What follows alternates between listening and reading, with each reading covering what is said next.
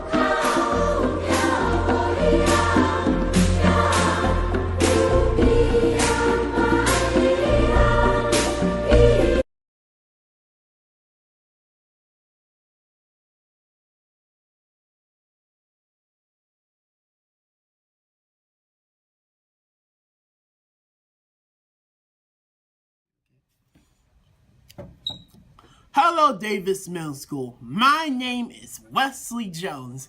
Welcome to another segment of Making the Grade. Today's studies tip: buy an agenda book and use it. It's the middle of the school year. If you misplaced or lost your agenda book, purchase another one. Most students have an agenda book. Don't write anything in it at all. Here's the tip. On Monday, write down all the week's assignments. Most teachers have them posted in the classroom. Also, write down important dates and make task lists with important projects. But if you are really savvy, you can incorporate the reminders on your cell phone to sync with the important dates written in your agenda book. Until next time on Making the Grade, have a fucking excellent day. I'm Mikey. And I'm Lee. Welcome to the Daily Davis News Show. Attention Falcons, coat and jackets must be put away in your locker upon arrival to school. It is acceptable to wear sweatshirts, a fleece, sweaters, and vests during the school day. If you're wearing a coat or jacket throughout the school day, you will be asked to place it in your locker. Attention 8th grade students. Please be reminded that you are to return your winter letter signatures pages no later than Friday, February 3rd to your first period teacher. And now for today's club news.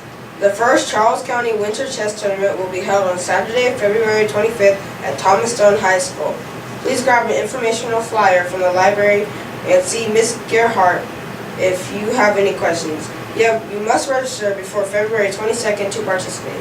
Attention drama club members. An updated schedule for February has been posted on Mr. Pavlisic's door.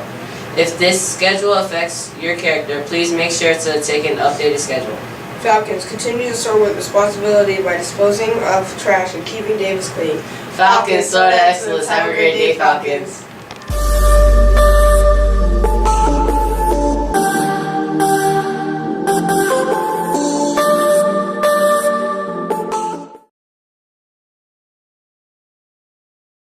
Hey, today we're going to have fun with learning about Black history and a man named Malcolm X. With Black history in the United States, many African Americans mention Malcolm X.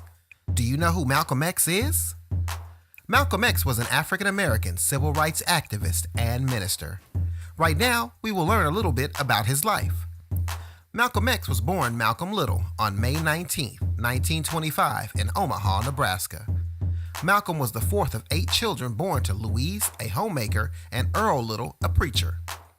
His father spoke out against racism and was often picked on by a group named the Ku Klux Klan.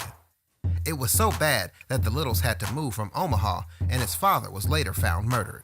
After the death of Malcolm's father, Malcolm's mother became very sick and could not take care of her children. This is where Malcolm and his siblings were placed in foster care. Seeing all of this, Malcolm would get into trouble later on, finding himself in a juvenile detention center, and later on finding himself in prison after getting in trouble.